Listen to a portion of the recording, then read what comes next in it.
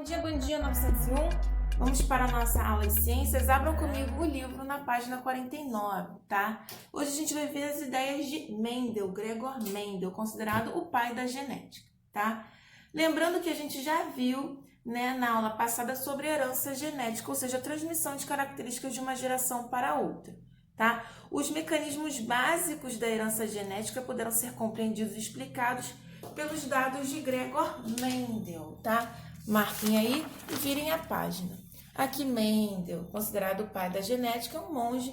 Infelizmente, somente o seu trabalho só foi reconhecido 16 anos depois da morte dele, tá? Ele fez vários estudos para tentar entender a transmissão de características hereditárias e utilizava uma espécie de ervilha, aqui ó. Por quê? Porque elas têm características fáceis de observar, elas têm crescimento rápido, então era muito fácil fazer cruzamentos com essas plantas e observar os resultados, tá? O que ele fazia? Pegava o pólen de uma planta, colocava em outra e assim observava o resultado. Lembra que a gente viu na aula passada, no ano passado, sobre reprodução de plantas. Mas o que é importante aqui? Bom, quando ele fez o estudo, vamos supor, um dos estudos dele tinha a intenção de estudar as cores das sementes, tá? Então, o que ele fez? Ele pegou uma variedade de plantas que só tinha cor amarela e outra variedade de plantas que só tinha cor verde. E ele cruzou essas plantas. Essas plantas ele chamou de geração parental, tá? Então, tá aqui, geração parental. Ou seja, cruzou plantas que a ervilha sempre era cor amarela com plantas que a ervilha sempre era cor verde. Essa é a geração P. O resultado ele chamou de geração F1, tá? E essa primeira geração que nasceu dessa daqui, todos eles eram de cor amarela. Ué, mas para onde foi parar a cor verde? Se um dos pais não tinha cor verde? Bom, o que ele fez? Ele pegou as plantas dessa geração 1, também chamada de geração F1, fez o cruzamento entre elas, ou seja, um autocruzamento. E ele observou tanto descendentes de cor amarela e verde a uma proporção de 3:1, ou seja, como se a cada 3 plantas que nasciam com a ervilha amarela, uma nascia com a ervilha verde, com a cor verde. Então, o que ele concluiu? Ele concluiu que existia um fator responsável pela característica da cor, ou seja, cor amarela e cor verde. Como a verde só apareceu na geração F2, ele concluiu que essa cor, essa característica verde, chamada de recessiva, tá? E a outra característica amarela que se manifestou logo em todas as plantas da primeira geração, de característica dominante, tá? Quando ele realizou esses experimentos, ele não entendia nada de genética, de DNA, porque isso nem existia ainda, né? Hoje a gente sabe, né, que na hora da reprodução formam-se os gametas, são as células sexuais que têm metade do material genético do pai e da mãe, e quando se combinam na fecundação, formam um novo organismo, né, com os genes em dobro. Como essas características dominantes, a gente vai chamar agora de gene dominante, tá? Vai representar sempre pela letra maiúscula, tá? E por que a cor amarela é dominante? Porque quando ela cruza com a cor verde, a gente só observa a cor amarela, tá vendo que a gente viu aqui? E a cor verde, que é recessiva? Eu vou representar o seu gene com a letra minúscula V, tá? Lembra que cada indivíduo tem 2 genes alelos? Tem 2 alelos para cada gene, perdão? Por exemplo, o tipo sanguíneo tem 2 genes alelos, tá? Ou seja, tem 2 genes só para o tipo sanguíneo. Da mesma forma com as ervilhas, eu tenho 2 genes só responsáveis pela cor da ervilha, tá? Quando ela tem a cor verde, ela é representada pela letra minúscula Vzinho, tá? Verde, isso é o gene. Quando ela é amarela, eu represento pela letra maiúscula V, tá? Ué, professora, mas amarelo, letra V, porque, gente, o que acontece? Existe essa regra, tá? Que a letra do gene vai ser a letra inicial da cor recessiva, tá? Quem é o recessivo aqui? É o verde. Quem é o dominante? É o amarelo. Lembra que a gente viu que cada organismo tem um par, ou seja, tem 2 alelos para cada gene? Então, vamos lá. Para a planta ser totalmente amarela, cor amarela, ela tem que ter 2 genes Vzão, tá? Ou seja, 2 genes responsáveis pela cor amarela. Para ser verde, ela precisa de 2 genes recessivos Vzinho, tá? Então, Vzão é cor amarela, por quê? Porque Vzão é o gene dominante e V indica a cor. Vzinho, porque é o gene recessivo, letra minúscula e a cor verde. E pode acontecer de um organismo ter o Vzão e o Vzinho? Pode. Qual é a característica dominante, né? Amarela? Então, qual vai ser a cor? Amarela. Então, mesmo ele carregando o gene recessivo para a cor verde, no final da história, ele só vai aparecer a cor amarela. Por quê? Porque a cor amarela, ela é dominante sobre verde, ou seja, eu preciso de 2 genes recessivos para ela ter a característica recessiva. Isso vale para todas as características, não somente de cor, tá, gente? De ervilha, tipo sanguíneo, cor do olho, cor da pele, enfim. Tá vendo que aqui eu tenho 2 letras iguais? Aqui 2 minúsculas ou 2 maiúsculas? Eu vou chamar isso aqui de homozigoto, tá? E quando eu tenho 2 letras diferentes, ou seja, uma maiúscula e uma minúscula, uma recessiva e uma dominante, eu vou chamar de heterozigoto. Lembrando que o gene, ele representa o genótipo. E o que eu observo é o fenótipo. Tá bom? A primeira lei de Mendel, ela diz que cada característica vai ser condicionada por 2 fatores que se separam na formação dos gametas, tá? Foi o que a gente observou aqui neste primeiro cruzamento. Ou seja, vamos supor, essa aqui é uma ervilha amarela homozigota dominante. Então, peraí. Amarela, Vzão. Homozigota, 2 letras iguais. Dominante porque amarelo domina sobre o verde. E o ervilha verde, Vzinho. Homozigota, 2 letras iguais. Recessiva, a gente já escreveu, Vzinho. Precisa de 2 genes Vzinhos para ser recessivo. Quando ocorre a meiose, ou seja, a formação dos gametas, as células sexuais, lembra que os cromossomos se reduziam à metade, o material genético se reduzia à metade? Então, é isso que a primeira lei de Mendel diz.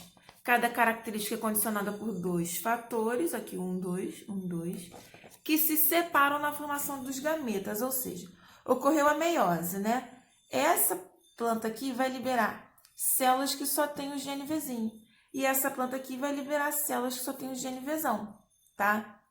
Ela só forma um tipo de gameta, que é o Vzão. Essa também aqui só forma um tipo de gameta, que é o Vzinho, tá? Ou seja, todas as células após a meiose vão ter somente um gene Vzinho e aqui somente um gene Vzão, que na hora da fecundação vão se cruzar e vão formar 100% de plantas amarelas. Por quê? Vzão a cor amarela domina sobre a verde, tá? Basta um gene amarelo para ela ter a cor amarela, tá? Por que é heterozigota? Porque são 2 letras diferentes, tá vendo? Uma maiúscula e uma minúscula, uma do dominante e uma do recessivo, tá? Agora vamos ver isso nos exercícios, como esses cruzamentos podem ser representados. Vamos falar aqui agora de um outro exemplo na página 54. Vamos parar de falar de ervilha, vamos falar de gatinhos, tá? Considere uma espécie de gatos em que a presença da pelagem totalmente preta é determinada pelo gene dominante B, ou Bzão, tá? E a pelagem totalmente branca é determinada pelo seu alelo recessivo Bzinho, ou seja, Bzinho branca. Ele já me falou o gene, já me falou a característica. Considere o cruzamento de um gato de pelagem preta. Então, tá, eu tenho um gatinho com a pelagem totalmente preta. Ele é heterozigoto, ou seja, ele tem 2 genes diferentes, um dominante e um recessivo. Então, se ele é preto, só pode ser Bzão, e se ele é heterozigoto, só pode ser Bzão, Bzinho, tá? Cruzando com uma gatinha, tá? Uma de pelagem branca, tá, gente? Ela é totalmente branca. Nossa, parece mais um pouquinho. Branca. Se ela é branca, o gene dela só pode ser Bzinho, tá? Bzinho porque é recessivo, tá? É a cor branca. E em dose dupla porque ela só vai ser a cor branca se ela tiver 2 alelos Bzinho, tá? O cruzamento entre esses gatos pode dar origem a gatos de pelo branco? Então, o que a gente vai fazer? Primeiro, a gente vai separar os gametas que vão se formar num quadro chamado quadro de Punnett. Gametas, ou seja, tá aqui a célula, todas as células do gato preto, né? Quando acontecer a meiose para formar os espermatozoides, ele vai formar espermatozoide com a metade do material genético. Então, vai ter tanto espermatozoide com o gene Bzão, quanto espermatozoide com o gene Bzinho. E a branca, a gatinha, quando formar os óvulos, ela vai ter óvulos com o gene Bzinho e óvulos com o gene Bzinho, ou seja, porque ela só tem esse gene para a cor branca. Então, vamos lá. Vou fazer aqui um quadro. Fiz um quadro. Aqui eu vou botar as informações do gatinho preto e aqui da gatinha branca. Quais são os gametas formados pelo gato preto? Ou seja, a gente vai ter célula que vai ter somente o gene Bzão, certo? E célula que só vai ter o gene Bzinho. Por quê? Porque, de acordo com a primeira lei de Mendel, cada característica é formada por 2 fatores, tá? 2 fatores, 1, 2. Que se separam na formação de gametas, se separaram. O Bzão e o Bzinho se separou. E o da gatinha branca também vai se separar? Vai, vou separar nessa coluna vertical, tá? Então, nessa coluna aqui, nessa linha, eu vou colocar os genes dos gametas do macho. E nessa coluna, eu vou colocar os genes dos gametas da fêmea. Separei eles, tá vendo? Bzão, Bzinho, Bzinho, Bzinho. E agora vamos ver quais as probabilidades. Eu vou juntar esse gene com esse com esse, esse com esse, esse com esse. Vamos lá. Esse com esse fica Bzão, Bzinho. Esse com esse, Bzinho, Bzinho. Esse com esse, Bzão, Bzinho. Professora, poderia colocar Bzinho, Bzão? Não, o dominante maiúsculo sempre vem primeiro. E esse aqui, esse com esse, Bzinho, Bzinho. Então, qual foi o total aqui, o resultado? Bom, 1, 2, 3, 4. De 4, 2 eram Bzão, Bzinho. Então, 2 de 4 eram Bzão, Bzinho, tá? E 2 de 4 eram Bzinho, Bzinho. Ou 1/2, né, gente? 1/2. 1/2, 1/2. Ou 50%. Ou seja, 50% é Bzão, Bzinho, 50% é Bzinho, Bzinho. Quem é o meu genótipo? É esse aqui. Esse é o meu genótipo, tá? São os genes, tá? Metade Bzão, Bzinho, metade Bzinho, Bzinho. E o fenótipo, qual vai ser? Vai ser a característica que vai aparecer. Bzão, Bzinho só pode ser preto, tá? Por que preta? Porque basta ter um Bzão, para a característica dominante se manifestar. E metade vai ser Bzinho, Bzinho. Qual vai ser a cor? Branca. Este é o meu fenótipo, tá? E o meu genótipo é esse aqui. Respondendo a pergunta, podem nascer gatos de pelagem branca?